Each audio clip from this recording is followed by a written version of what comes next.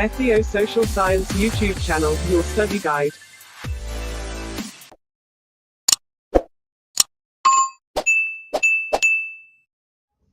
ሃይ ሰላም እንዴት ናችሁ? የኢትዮ ሶሻል ዩቲዩብ ቻናል ተመልካቾች ዛሬ እንግዲህ ይዤላችሁ የመጣሁት ሂስትሪ ግሬድ 12 ዩኒት 8 አዲስ ምዕራፍ ይሆናል የምንጀምረው እና ይህን ቪዲዮ ከወደዳችሁት እና ለሌሎች ተማሪዎች እንዲደርስ ሰብስክራይብ፣ ላይክ እና ሼር ማድረግ እንዳትረሱ። ወደ ትምህርታችን ስንገባ ዩኒት 8 ኢትዮጵያ from autocracy to revolution in 1941 up to 1991 የሚል ይሆናል እና ይሄ ክፍል ከ1941 እስከ 1991 ያለውን የኢትዮጵያ ወቅታዊ ታሪክን የምናይበት ነው እና ኢትዮጵያ ከጣሊያን ፋሽስት ወረራ ነፃ ከሆነች በኋላ የንጉሳዊውን ስርዓት ወደ ነበረበት መመለስና የአፄ ኃይለ ሥላሴ የሞናርቺካል መንግስት መገንባት የመሳሰሉበትን የምንመለከት ይሆናል ማለት ነው። እና በተጨማሪም በኃይለ ሥላሴ ስልጣን ዘመን የነበሩትን ማህበራዊ፣ ኢኮኖሚያዊና ፖለቲካዊ እድገቶችንም በስፋት የምንመለከትበት ይሆናል እና በመጨረሻዎቹ ሁለት ክፍሎች ደግሞ ስለ ኃይለ ሥላሴ አውቶክራቲክ ስቴት እና በንጉሱ ላይ ስለተካሄዱ አመጾች የምናይ ይሆናል። ከዛ በኋላም የንጉሱ ስርዓት ከወደቀ በኋላ የሶሻሊስት ሚሊተሪ ዲክታተርሺፕ የሆነው ደርግ መተካቱን የምናይ ይሆናል። ከዛ በኋላ ደግሞ ደርግ ወድቆ ወደ ፌዴራላዊ የመንግስት ስርዓት ሽግግርን የምናይበት ነው ማለት ነው ይሄ ዩኒት 8 እና ወደ መጀመሪያው ስንገባ 8.1 restorations of the monarchy. Emperor Haile Selassie re-entered Addis Ababa on 5 May in 1941, received acceptance from the Orthodox Church, patriots and nobles. Italian collaborators were pardoned and accommodated in the reinstated government. እና ይሄም ማለት በምዕራፍ 5 ላይ እንደተማርነው የጣሊያን ጦር በአርበኞችና በብሪቴን ጦር መሸነፉን ተከትሎ ኃይለ ሥላሴ ግንቦት 5 ቀን 1941 ዓ.ም ወደ አዲስ አበባ እንደገቡ አይተናል። ከዛም ንጉሰ ነገስቱ ወይም የንጉሰ ነገስቱ ኃይል እንደገና ተመለሰላቸው እና የኢትዮጵያ መንግስትን ተቆጣጠሩ። ከዛም አርበኞች፣ የኦርቶዶክስ ቤተክርስቲያንና መኳንንቶችም የንጉሳዊውን ስርዓት መመለስ ተቀበሉት ማለት ነው። ከዛም በኋላ በዛን ጊዜ የጣሊያን ወረራ ተባባሪዎች የነበሩት ሰዎች በንጉሱ ምህረት ተደረገላቸው ማለት ነው።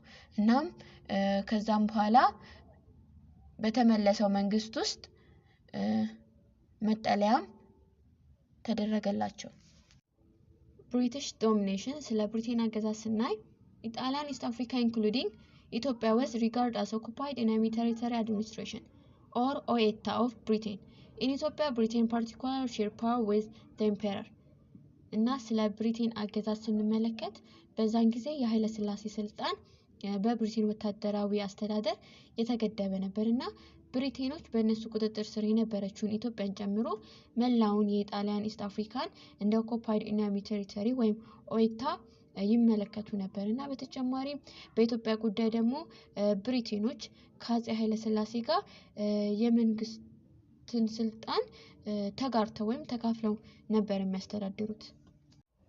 British keeps powers in the area of finance, army and foreign affairs. This limits the powers of the emperor. As a result, negotiations were begun to regain complete independence powers of the monarchy.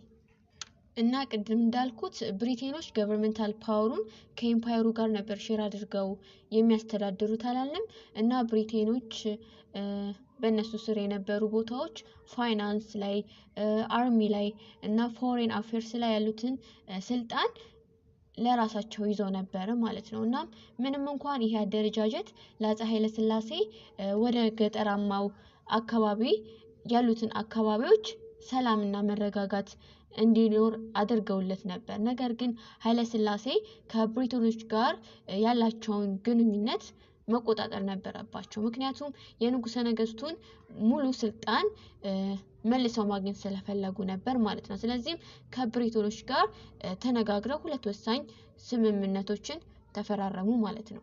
ወሳኝ ስምምነቶች ተፈራረሙ አላለም። የመጀመሪያውን ስናይ the first Anglo-Ethiopian agreement was signed on January 31 in 1942. the first one is recognized Ethiopians independent እና ከብሪቴን ጋር ተነጋግረው ሁለት ወሳኝ ስምምነቶች ተፈራረሙ አላለም። እና ጥር 31 ቀን 1942 የመጀመሪያውን የአንግሎ-ኢትዮጵያን ስምምነት ተፈራረሙ እና ይህ ስምምነት ኢትዮጵያ ሉዓላዊ ሀገር እንደሆነችም ያሳወቀ ነበር። ሁለተኛው ስናይ allowed Britain to have final authority over Ethiopia's foreign relations, administrations, finance and military እና ኢትዮጵያ ሉዓላዊ ሀገር እንደሆነች ቢያሳውቁም ነገር ግን ብሪቴኖች በውጭ ግንኙነት በአስተዳደር በፋይናንስ እና ሚሊታሪ ላይ እነሱ ነበር ወይም እነሱ ናቸው እነዚህን የሚያስተዳድሩት ማለት ነው። እናም ንጉሠ ነገስቱ ብሪቴን የጠየቁትን ከመቀበል ውጪ ሌላ አማራጭ አልነበራቸውም እና ይሄ በመሆኑ ብሪቴኖች ወይም የብሪቴን ባለስልጣኖች አሁን በመገልጻቸው ቦታዎች ላይ ልዩ ልዩ መብቶችም እንዲኖራቸው አድርጓል ማለት ነው። ልክ እንደ ኡጋዴን እና ሌላ ደግሞ በተወሰኑ ስትራቴጂካዊ ቦታዎች ላይ ለምሳሌ በፈረንሳይ ሶማሌላንድ ድንበር አካባቢዎች እና በአዲስ አበባ እስከ ጅቡቲ ያለውን የባቡር መስመር በእነዚህ ቦታዎች ላይ ልዩ መብቶች ነበራቸው ብሪቴኖች ማለት ነው። ሌላ የምናየው ደግሞ ግሬት ሶማሊያ this was British plan to create United Somalia by combining 5 common inhabited territories including Ogaden from Ethiopia. British plots in Ogaden forced the emperors for another round of negotiations. እና ብሪቴኖች ኦጋዴንን ከቀድሞው የጣሊያን ሶማሊላንድ ጋር በማዋሃድ ሞቃዲሾን ደግሞ እንደ ማዕከል በማድረግ አካባቢውን በሙሉ ማስተዳደር ጀመሩ ማለት ነው። እና እንደ አውሮፓውያን አቆጣጠር በ1940 አምስቱን የሶማሊያ ክልል ግዛቶችን ማለትም የሰሜናዊ ኬንያ አውራጃን የጣሊያን ሰሜን መሬትን የብሪቴን ሶማሌ መሬትን እና ጅቡቲን እና ኦጋዴንን በማጣመር ሶማሊያ የምትባል ሀገር ለመመስረት ሐሳብ አቅርበው ነበር ማለት ነው። እና ከምንም በላይ ደግሞ ታላቋን ሶማሊያ ብለው የሚጠሩትን ለመፍጠር አስበውም እቅድም አውጥተው ነበር ማለት ነው። እና በሌላ በኩል ደግሞ በደቡብ ምስራቅ ድንበር ላይ ሪዘርቭድ ኤሪያ ብላ ያስቀመጠችው ሚስጥራዊ ቦታ ነበረ ብሪቴን ማለት ነው። እና ኢትዮጵያ ይሄንን በምትመለከትበት ጊዜ ንጉሠ ነገስቱ ሌላ ዙር ድርድር እንዲከፍቱ አድርጓቸዋል ይሄ ቦታ ማለት ነው።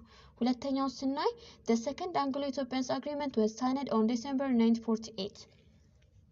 The first one is the British recognized the Ogaden and the reserved area an integral part of Ethiopia. They request only to remain in the regions until the end of the World War II. እናም ሁለተኛው የአንግሎ ኢትዮጵያን ስምምነት በታህሳስ 1944 ተፈራረሙ ማለት ነው። እና በዚህ ስምምነት ብሪቴኖች ኡጋዴን እና ይሄ የሪዘርቭድ ኤሪያውን የኢትዮጵያ ዋና አካል አድርገው እውቅና ሰጥተዋል ማለት ነው። እና እስከ ሁለተኛው ዓለም ጦርነት ማብቂያ ድረስም ለተጨማሪ 2 ዓመታት በክልሉ እንዲቆዩ ጠይቋል ብሪቴኖች ለኢትዮጵያ መንግስት ማለት ነው። ሁለተኛው የተስማሙት ደግሞ they agreed to let the emperors to recruit non-British personnel and use the Djibouti Addis Ababa railways as an outlet. እናም ሌላ ደግሞ ብሪቴኖች ከንጉሱ ጋር የተወሰነ ስምምነት አድርገው ነበርና የብሪቲሽ ያልሆኑትን የውጭ ሀገር ሰራተኞችን የመቅጠርና የጅቡቲ አዲስ አበባ የባቡር መስመሮችንም እንደ መውጫ የመጠቀም መብትም ነበራቸው ብሪቴኖች ማለት ነው። ሶስተኛው ደግሞ they also agreed to train an Ethiopian military force and to replace their army. ሌላው ደግሞ ከ1941 ዓመተ ምህረት ጀምሮ በአገሪቱ የበላይ ሆኖ የቆየው ሰራዊታቸውን ለመተካት የኢትዮጵያ ወታደራዊ ኃይልን ለማሰልጠንም ተስማምተዋል ብሪቴኖች ማለት ነው። In 1948 the unreinstated Italian Somaliland under Italian trusteeship and the British plans of forming the Great Somali was aborted and Britain agreed to return Ogaden to Ethiopia. እና ሌላው ደግሞ እንደ አውሮፓውያን አቆጣጠር በ1948 የተባበሩት መንግስታት የጣሊያን ሶማሊላንድን በጣሊያን ስር አደረገው። እና በዚህም የታላቋን ሶማሌ ላንድ የመገንባት ሐሳብ ለማድረግ ብሪቴኖች ፍላጎታቸው ከሸፈባቸው ማለት ነው። እናም ኡጋዴን ወደ ኢትዮጵያ እንድትመለስ ብሪቴኖች ተስማሙ ማለት ነው።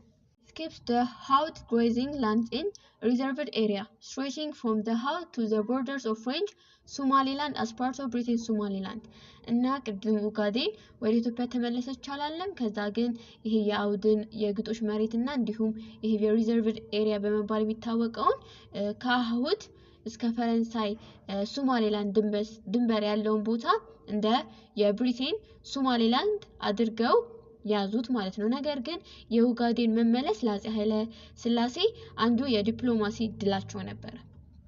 Britain restored the Haut and reserved area to Ethiopians in 1955. Political groups in British Somaliland and Italian Trust Territory against the British decisions. እና ቅድም ኡጋዴን ብቻ ነው የተመለሰው አላለም። ከዛ ከብዙ ዙር ዲፕሎማሲያዊ ውይይት በኋላ ብሪቴኖች ተስፋ ቆርጠው ሀውድንና ሪዘርቭ ኤሪያውን ለኢትዮጵያ መንግስት በ1955 መለሱ ማለት ነው። እና በብሪቴን ሶማሌላንድ እና በጣሊያን ትረስት ቴሪቶሪ ውስጥ ያሉ የፖለቲካ ቡድኖች ብሪቴን ከኢትዮጵያ ጋር በሀውድ ላይ የገባውን ስምምነት በመቃወም ተቃውሟቸውን ማሰማት ጀመሩ። When this group stirred up the stability in Ogaden, the Ethiopian government used military measures to control the agitations. እና አንዳንድ የዛ ቡድን አባላት ኡጋዴን ገብተው ህዝቡን እንዲያምፅ አስነሱ ወይም አነሳሱ ማለት ነው። እና የኢትዮጵያ መንግስትም በምላሹ ኃይልን በመጠቀም ክልሉን መልሶ እንዲቆጣጠር አስችሏል ማለት ነው። ሌላ የምናየው ደግሞ period of American influence in 1950 up to 1970 እና ይሄ ማለት የአሜሪካን የተጽዕኖ ጊዜያት ከ1950 እስከ 1970 ባለው ጊዜ ውስጥ ምን ይመስል ነበር ስንል unable to resist the heavy hand of Britain's Emperor Haile Selassie took the initiatives to establish close relations to Americans እና ይሄ ማለት ከሁለተኛው ዓለም ጦርነት በኋላ የአሜሪካ ተጽዕኖ በመካከለኛው ምስራቅ ውስጥ ከፍተኛ ሆነና በዚያን ጊዜያት ውስጥ ኢትዮጵያ ከአሜሪካን ጋር ለመቀራረብ ተነሳሽነት አሳየች ማለት ነው። እና ከዚህ በኋላ ኢትዮጵያ ከብሪቴን ቁጥጥር ስር ለመውጣት በማሰብ ንጉሠ ነገሥቱ ከዩኤስኤ ጋር ህብረት ለመፍጠር ፈለገ ማለት ነው። The beginning of official contacts between them is traced back to 1943 and Ethiopia requested the USA for military aids, military experts and legal advisors. እናም ይሄ ማለት በሁለቱ ግዛቶች ማለትም በኢትዮጵያና በአሜሪካ መካከል ይፋዊ ግንኙነት የጀመረው እንደ አውሮፓውያን አቆጣጠር ከ1943 ዓመተ ምህረት ጀምሮ ነበርና ኢትዮጵያ ለአሜሪካ ወታደራዊ እርዳታ እንዲሁም ሌሎች ባለሙያዎችንና የህግ አማካሪዎችን በይፋ ጠየቀች ኢትዮጵያ ማለት ነው። In 1945 Emperor Haile Selassie met Franklin Delano Roosevelt in Cairo and Farmers asked the support of the USA in regaining Ogaden and Eritrea, and this event became a cornerstone for the future bilateral relationships. እና ይሄ ማለት ደግሞ እንደ አውሮፓውያን አቆጣጠር በ1945 ንጉሠ ነገሥቱ በግብጽ ከፕሬዝዳንት ሩዝቬልት ጋር ተገናኝተው ኡጋዴንና ኤርትራን መልሶ ለማግኘት በሚደረገው ትግል ድጋፍ እንዲያደርግላቸው ጠየቁ ማለት ነው። እናም እዛም ያሉ ያደረጉት መግባባት ለወደፊቱ የኢትዮጵያና አሜሪካ ወዳጅነት እና ትብብር መሰረት ሆነ ማለት ነው። The American realized the strategic importance of the Red Sea and took the Radio Maria or Kanyo stations in Eritrea in 1942. The latter became a large self-contained base with more than 300 USA military personnel and an important link in the USA global communications networks. እና አሜሪካኖች የቀይ ባህርን ስትራቴጂካዊ ጠቀሜታና በተለይም በኤርትራ የሚገኘውን ይሄ ራዲዮ ማሪናን ጠቃሚ እንደሆነ አውቀው ነበር ወይም ተሰምቷቸው ነበር ማለት ነው። እና እንደ አውሮፓውያን አቆጣጠር በ1942 ራዲዮ ማሪናን ወይም ቃኞ ስቴሽንን ተቆጣጠሩ። ከዛ ከ1953 በኋላ ራዲዮ ማሪና ወይም ቃኙ ስቴሽን ከ300 በላይ የአሜሪካ ወታደራዊ አባላት ያሉትን ትልቅ ጣቢያ እንዲሆን ሆኗል ማለት ነው። እና በአሜሪካ ዓለም አቀፍ የግንኙነት መረብ ውስጥ ዋነኛ አገናኝም ሆነ ይሄ ራዲዮ ማሪና ማለት ነው።